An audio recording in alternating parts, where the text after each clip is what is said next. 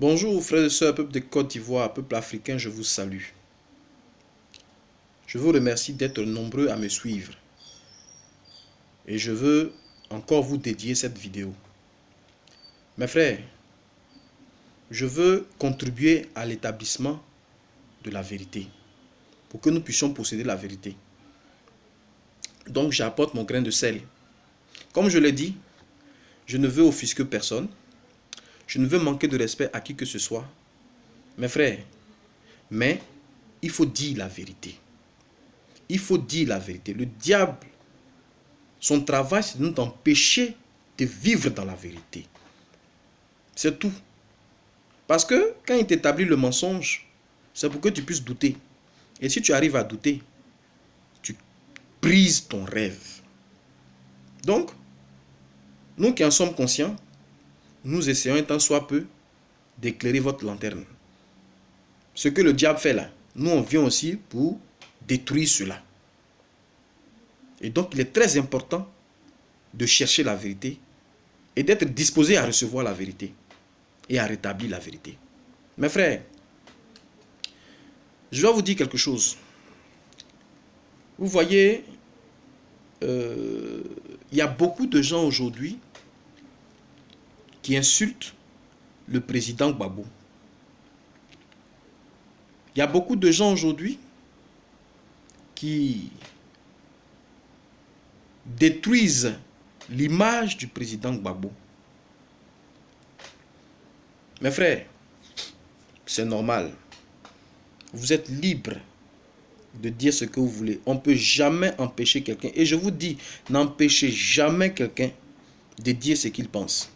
Mais s'il vous dit quelque chose là, disposez-vous à lui apporter une réponse. C'est-à-dire que ce qu'il vous envoie, ça ne doit pas vous détruire, mais ça doit vous construire. Mes frères, c'est une réalité. Oui. Moi, je vois aujourd'hui sur la toile où on parle de Gbagbo. Gbagbo a fait ceci, Gbagbo a fait cela. Mais ceux qui parlent, mes frères, c'est leur point de vue. Ils sont libres. Mais dans la vie, là, il y a des gens qui ont une vision, et puis il y a des gens qui n'ont aucune vision. Eux, ils vivent le jour au jour le jour. Ils vivent, ils mangent aujourd'hui, et puis ils cherchent à manger. Quand demain va venir, là, ils vont chercher à manger encore. Mais il y a des gens qui planifient sur de long terme. Donc, dans la vie, il y a plusieurs catégories de personnes. Vous comprenez? Et aujourd'hui, on dit faisons le bilan. Quand vous arrivez à Abidjan, qu'est-ce que vous voyez? Qu'est-ce qu'on voit? Qu'est-ce qu'on dit? Qu'est-ce qu'on fait? Mes frères, dans la vie, on dit la belle cage ne nourrit pas l'oiseau. La belle cage ne nourrit pas l'oiseau. Ça veut dire quoi? Il n'a qu'à avoir des immeubles, des gratte-ciel, des buildings. Il n'a qu'à avoir des échangeurs qui vont atteindre le ciel. Si un peuple ne mange pas, tout ce que tu fais est zéro. Mes frères, on n'a pas besoin de vous dire ça. On n'a pas besoin de vous dire ça. Vous comprenez? On n'a pas besoin de vous dire ça. Moi, je vous ai toujours dit dans mes vidéos que je respecte les gens. Je respecte le travail du président actuel qui fait. Mais il le fait selon sa mission, sa vision. Vous comprenez? Il le fait selon sa mission et sa vision. C'est quelqu'un qui a été long très tôt dans les grands pays. Il a été économiste. Il a vu ce qu'on fait avec l'argent. Quand il vend quelque chose, que tu as bénéfice là, il sait où on place. C'est normal qu'il fasse des ponts. C'est normal qu'il fasse des goudrons. C'est son objectif. C'est sa mission. Quand il est venu là, il dit c'est ça moi je vais faire. Donc quand il est président, c'est forcément ce qu'il va faire. Vous comprenez? Parce qu'il est nationaliste. Il cherche à placer son pays à un niveau de développement. Quand vous sortez de l'aéroport jusqu'en plein centre-ville, mes frères, c'est une beauté. C'est une beauté. Et c'est son objectif. Mais est-ce que c'est pour autant que les Ivoiriens mangent. Est-ce que c'est pour autant qu'on est libre? Mes frères, soyons réalistes. Soyons réalistes. Vous comprenez? Donc, moi je veux vous dire que c'est des choses qu'on ne peut pas comparer. Parce que les deux présidents n'ont pas la même vision. Les deux présidents n'ont pas la même vision. Vous comprenez? Les deux présidents n'ont pas la même vision. Donc on ne peut pas juger des gens qui n'ont pas la même vision. Le président Alassane, c'est un technocrate. C'est quelqu'un qui est du monde. Très tôt, il est allé en Europe. Il a vécu chez Blanc longtemps. Il a été chez les Blancs, il a eu un niveau très important. Vous comprenez? Et il a planifié le développement des pays. Donc, vous ne pouvez pas dire à Alassane d'être autre chose que ce qu'il a appris, que ce qu'il sait, que de transformer les choses en quelque chose de physique, de visible, de beau. C'est sa dimension. Vous comprenez? Mais est-ce que c'est pour autant qu'on est heureux? Vous comprenez? Mais le président Gbagbo, sa mission là, c'est quoi? Sa vision, c'est quoi? C'est une vision africaine. Faire sortir l'Afrique du joug de l'Occident. C'est sa passion.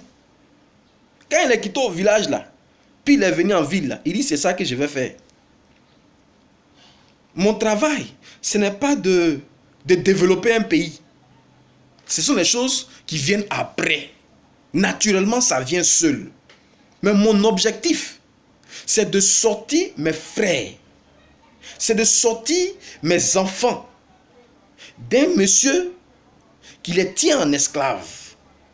Voilà son combat. Gbagbo n'est pas technocrate. Lui, il a un cœur. Gbagbo, il a un cœur. Voilà pourquoi moi, j'ai toujours dit que Gbagbo n'est pas bon politicien. Alassane, lui, il est très bon politicien. Mais Gbagbo, il n'est pas politicien parce que dans la politique, on ne rit pas pour rire. On a vu ici les enseignants qui voulaient s'élever pour manifester, mais on a vu ce qui s'est passé.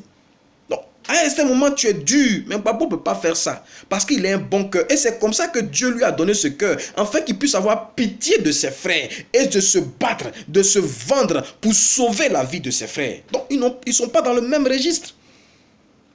Gbagbo a un cœur, celui de délivrer ses frères et ses enfants de la faim, de la souffrance, de l'esclavage que le blanc a planifié sur son peuple.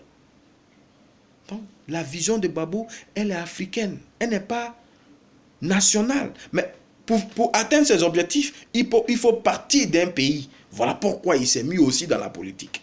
Mais nous savons que Gbagbo, sa vision, c'est de faire sortir l'Afrique du joug colonial. Voilà pourquoi il est à la haie. C'est tout, mon frère. Si tu n'aimes pas Gbagbo, on ne peut pas te dire de l'aimer. Mais comprends que c'est ce combat qu'il mène. Voilà pourquoi il est à la haie. On dit qu'il a tué, on dit qu'il a fait ceci, on dit qu'il a fait cela. Mais pourquoi jusqu'à actuellement, on n'arrive pas à lui donner son verdict? S'il a tué, dites-nous, il a tué, ça fait tel nombre d'années en prison, va faire ta prison. Mais vous ne pouvez pas le laisser, vous ne pouvez pas aussi le mettre en prison. Mon frère, il faut être méchant. Il faut être, je dirais, rempli d'un mauvais esprit pour ne pas apprécier cette situation-là de Gbagbo. Reconnaître que c'est parce qu'il veut le bonheur d'un continent qu'il est là-bas. Sinon, s'il voulait le bonheur de son pays, mais il y a longtemps qu'il a accepté certains pots de vin, certaines propositions, et puis il vient développer la Côte d'Ivoire. Il peut appeler son frère Alassane à ses côtés pour dire, mon frère, je suis président, toi je te donne ça, moi je prends ça. Puis ils vont travailler. Mais c'est parce que sa vision, elle est africaine et il ne peut s'en détourner, il ne peut s'en sortir de cette vision. Il est condamné parce que c'est Dieu qui l'a établi dedans pour dire, tu vas délivrer ceux-là, ce peuple-là du joug de l'esclavage. Donc, sa prison qu'il vit là-bas à la haie, c'est la prison du peuple noir. Ce n'est pas la prison des Ivoiriens, c'est la prison de sa race. Le peuple noir, l'esclavage de sa race, le racisme que sa race subit tous les jours, la méchanceté que sa race subit tous les jours, la famine que sa race subit tous les jours, c'est ce qu'il est en train de subir là-bas en Belgique. La prison. Quelqu'un le domine. Quelqu'un lui donne des ordres. Quelqu'un qui n'est pas forcément plus intelligent, plus fort, plus grand que lui. C'est l'esclavage. Mais Dieu fait ça pour nous montrer qui il est. Que c'est Dieu lui-même qui l'a choisi. Voilà pourquoi plusieurs fois ils ont attenté à sa vie, mais ils n'ont pas réussi. Parce que Dieu dit, c'est moi qui ai ma main sur toi. Et c'est moi qui te fera revenir au pays. Et si je te fais revenir au pays le jour que tu vas rentrer, comprends que c'est la délivrance de ton peuple noir. Donc l'Afrique va aller dans une autre dimension. Et je pense que nous les Africains, c'est ce que nous devons rechercher. Parce que si au niveau du continent on est libre, au niveau de chaque nation, on aura le bonheur. On aura le bonheur. Vous comprenez? Et donc Gbagbo, il ne va pas, sa politique ne va pas être dans le sens de construire des routes, de faire des ponts. C'est vrai, il faut construire, mais la priorité des priorités, c'est d'établir un système qui va nous faire sortir du joug de l'esclavage, afin que nous puissions produire de la richesse et construire nous-mêmes nos ponts et nos routes. C'est sa politique. Donc, pour ça, il fallait qu'il s'attaque à l'élément qui nous tient, qu'ils ont utilisé pour nous rendre esclaves. Vous savez ce qu'ils ont utilisé pour nous endormir, nous les Noirs? C'est quelque chose. Blanc, il est malin. Il n'est pas intelligent, mais il est malin. Vous voyez les Blancs là? Ils étudient beaucoup. Ils étudient beaucoup. Ils font des recherches. Tout. Nous, on ne peut pas faire recherche. Parce que recherche, il faut te priver de plusieurs années. Nous, on ne peut pas se priver parce qu'on a faim. Ils font des recherches, ils trouvent des choses. Mais nous, on ne peut pas trouver parce qu'on a faim. On ne peut pas s'éloigner de notre famille pendant des années. Ce n'est pas possible. Ils vont manger quoi? Vous comprenez? Donc, ils vont planifier quelque chose. Ils savent quelque chose sur nous. L'homme noir est l'homme le plus intelligent, le plus fort, le plus grand, le plus riche de la planète Terre. Il est démontré scientifiquement.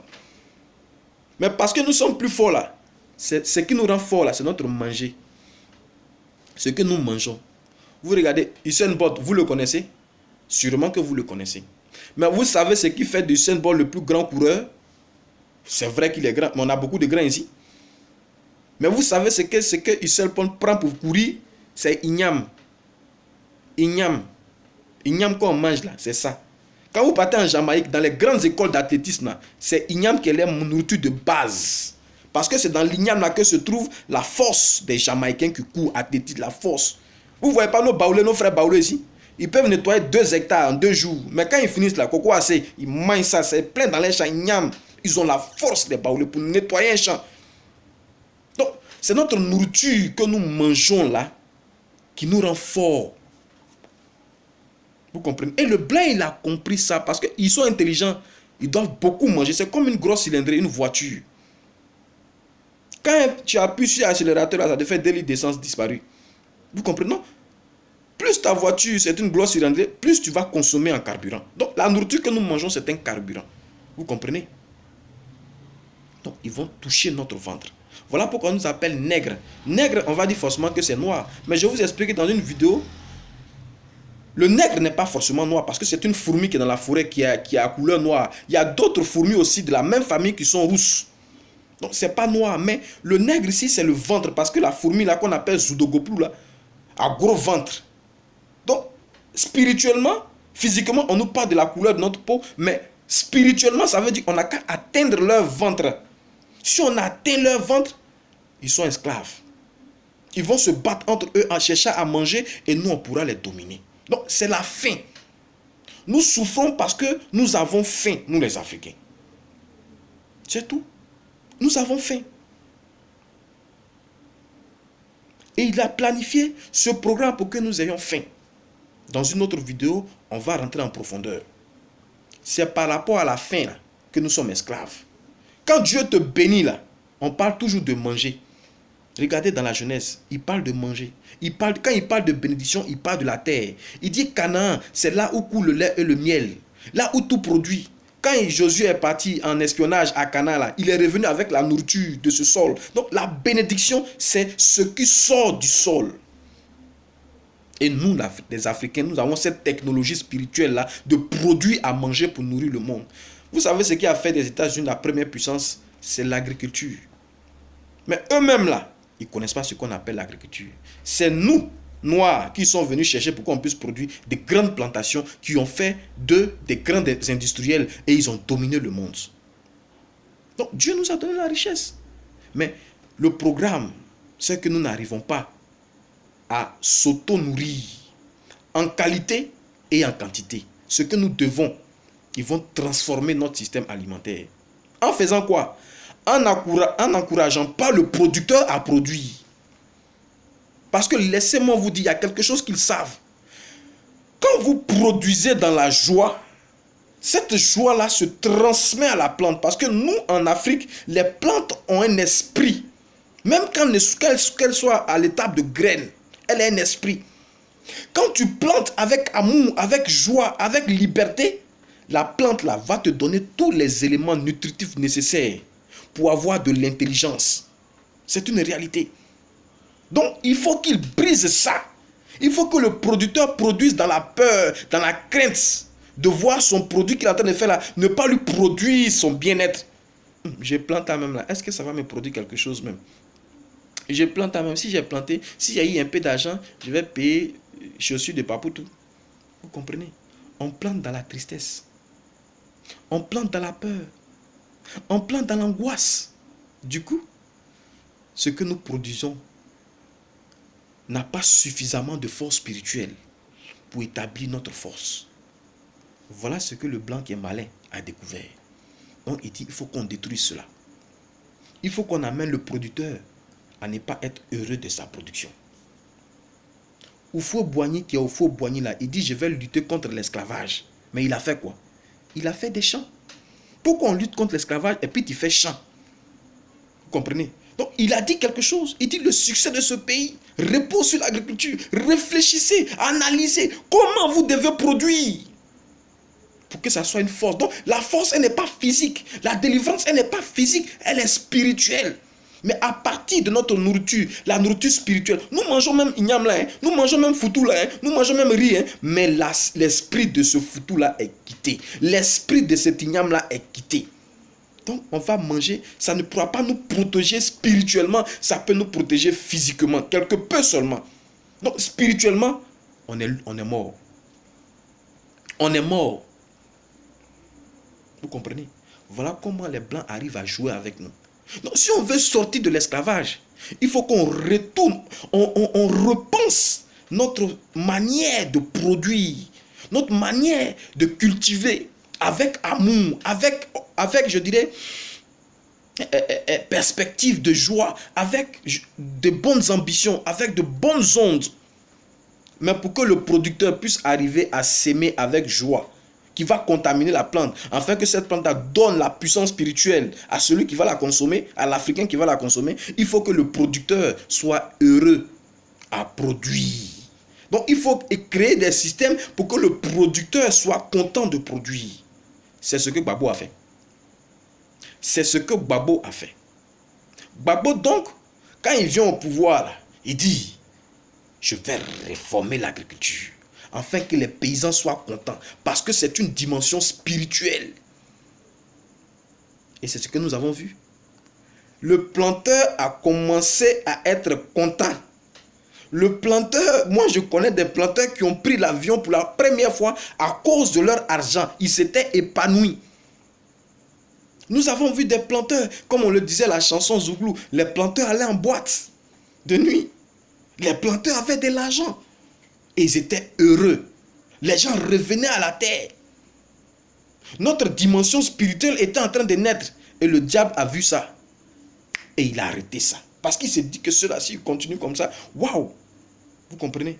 Donc, vous voyez que le travail de Gbagbo, ce n'est pas de construire des ponts. C'est très bon des ponts. Mais il faut qu'on retrouve notre alimentation spirituelle. Il faut qu'on retrouve nos forces. Parce que si tu n'as pas de force, que quelqu'un te dit, va faire pont, quelqu'un vient faire pont pour toi, tu seras esclave à vie. Vous comprenez? Donc, Gbagbo ici, il ne s'attaquait pas au pont, à ce qu'on voit, mais il s'attaquait aux choses spirituelles. Voilà pourquoi j'ai dans ma vidéo, il sait ces choses spirituelles. Donc, il faut qu'il se dimensionne dans la dimension, il faut qu'il se mette dans la dimension spirituelle pour atteindre ses objectifs. Gbagbo est un esprit. Et Gbagbo et le président Alassane n'ont pas les mêmes objectifs. Ils n'ont pas les mêmes visions. Vous comprenez? Non, on ne peut pas les juger. Voyez ce que vous voyez aujourd'hui. Il y a les ponts ici. C'est très bon. Mais est-ce que c'est pour autant qu'on n'est pas encore esclaves, nous les Africains? Si tu es bon là, c'est comme ça on voit celui qui est bon. Celui qui est bon, pense pas à lui, mais il pense à tout le monde. Mais celui qui est mauvais là, il pense à lui. Donc, tous ceux qui parlent, comprenez que ne discutez même pas avec eux. Ce sont des égoïstes. Ils sont égoïstes, ils pensent à eux. Ils ne pensent pas à tous les Africains. Ils ne pensent pas à la souffrance de tous les Africains. Ils pensent seulement à leur ventre. Vous comprenez? Et ils vont l'accuser. Non, tu as vendu la Côte d'Ivoire. Vous savez, moi je vais revenir cette histoire de Gbagbo a fait pacte avec Compaoré, avec Blaise Compaoré. Mes frères, quand vous ne savez pas des choses, n'en parlez pas. N'en parlez pas. Le Burkina et la Côte d'Ivoire sont des pays, c'est le même pays. Vous comprenez? Houphouët-Boigny a permis que les Burkinabés viennent travailler pour avoir aussi leur vie. Vous comprenez ça? Parce qu'il voulait que ses enfants partent à l'école pour étudier, pour réfléchir. Il a dit ça à l'ONU, Houphouët-Boigny. Il dit, je mets mes enfants à l'école. Ils viendront tôt ou tard vous répondre. Vous comprenez? Mais si nous, on va à l'école, il faut qu'il y ait des gens qui travaillent dans les forêts. Il a dit, bon d'accord, je vais faire une alliance avec ce pays-là. Cette alliance que vous dites que Gbagbo a fait là, c'est cette alliance qui a continué. Vous n'avez pas les clauses du contrat qui a fait que ce qu'on appelle Blaise Compaoré a donné 20 millions à Gbagbo chaque fin du mois. Vous ne savez pas de quoi il s'agit. Vous comprenez? C'est cette alliance de plus Houphouët-Boigny là qui continue jusqu'à aujourd'hui avec Gbagbo. Pour dire quoi? Nous, on ne te demande pas d'annuler quoi que ce soit. Mais nous sommes un pays frère. Si tu m'aides, si tu m'associes, si tu m'aides à venir au pouvoir, voilà ce qui va se passer. On va marcher comme ça dans la vision. Vous comprenez? Mais si je viens au pouvoir que la donne change, je suis libre de continuer, mais de ne pas continuer. Et puis laissez-moi vous dire, c'est des stratégies, la politique. Mais est-ce que c'est pour autant qu'on dit la personne a abandonné ses objectifs? On peut faire des alliances. Houphouët-Boigny, il a tué ses adversaires. Mais ce n'est pas pour autant que Houphouët-Boigny ne nous a pas positionné comme un pays puissant en Afrique de l'Ouest. Quand on t'appelle Ivoirien, tu es content. Mais c'est grâce à Houphouët-Boigny qui a mené une politique de son temps. Vous comprenez? Donc chacun est libre d'utiliser la stratégie qu'il veut. Mais l'objectif là, qu'il les atteigne. Si Gbagbo aujourd'hui change d'avis, dit que non, moi je ne suis plus maintenant africain, on peut le juger. Mais il est toujours africain. Et c'est à cause de cette dimension-là qu'il est en prison, qu'il est privé de sa liberté. Donc tout ce qu'il a fait concourt à la délivrance du peuple noir. Il ne faudrait pas qu'on parle de la forme, mais il faut qu'on parle du fond. Vous comprenez? Donc je vais vous dire, mes frères, mes soeurs, ne vous laissez pas distraire par des gens qui veulent parler. Parce qu'ils sont éloquents. C'est vrai, Dieu ne donne pas la chance à tout le monde. Si tu es éloquent, si tu sais parler, tu as le verbe, tu vas parler, tu vas convaincre. Mais Dieu permet qu'on te parle, afin que toi aussi tu puisses analyser et réfléchir. Vous comprenez? Donc je vous encourage. Dieu dit, il n'est pas exclu que le mal arrive. Mais malheur, par qui le mal va passer. Donc mes frères, mes soeurs, prenez tout ce qui vous arrive avec philosophie, avec bonne disposition. Appréciez, acceptez ça. Et analysez, prenez le bon et laissez le mauvais. Ceux qui parlent aussi, je vous encourage à parler. C'est de bon augure. Ça nous permet de aussi réfléchir et puis vous apporter. Donc c'est dans une saine émulation que nous essayons, nous arriverons à sortir, à informer nos frères. Ce n'est pas dans les palabres. Donc mes frères, mes soeurs, comprenez que Gbagbo, son retour en Afrique, c'est la délivrance du peuple noir. Parce que sa vision, c'est pour délivrer le peuple noir. Donc si Gbagbo arrive ici aujourd'hui, là, le peuple noir est délivré. C'est fini. C'est de ça que nous devons nous réjouir. C'est de ça que nous devons nous réjouir. Et ensuite, va venir le développement de notre pays. Et c'est nous-mêmes qui allons établir le développement de notre pays. On ne va pas dire à quelqu'un d'autre, viens faire pour nous. Nous-mêmes, on va faire parce qu'on a mangé, on est rassasié. Donc, mes frères, restons dans une dimension de prière, de foi. Attendons le président Gbagbo parce que derrière lui, c'est la délivrance du continent africain. Je n'ai rien contre le président Alassane. Je l'aime beaucoup, je le respecte parce que c'est Dieu qui l'a établi. Je n'irai jamais dans mes vidéos contre lui. Mes frères, mais quand il y a la vérité là, on n'a qu'à dire la vérité. Vous comprenez? Et ce que le président Alassane fait, c'est un très bon travail. Mais ce que nous souhaitons aujourd'hui, c'est la délivrance du continent. C'est la délivrance du continent. Donc, en attendant que Gbagbo arrive, c'est très bien qu'il fasse. Mais quand Gbagbo, on souhaite la retour de Gbagbo, parce que quand Gbagbo va venir là, c'est pour délivrer l'Afrique. Donc, si on est libéré au niveau de l'Afrique et que notre pays est infrastructuré, c'est la joie. Donc, quelque part, les deux travaillent ensemble.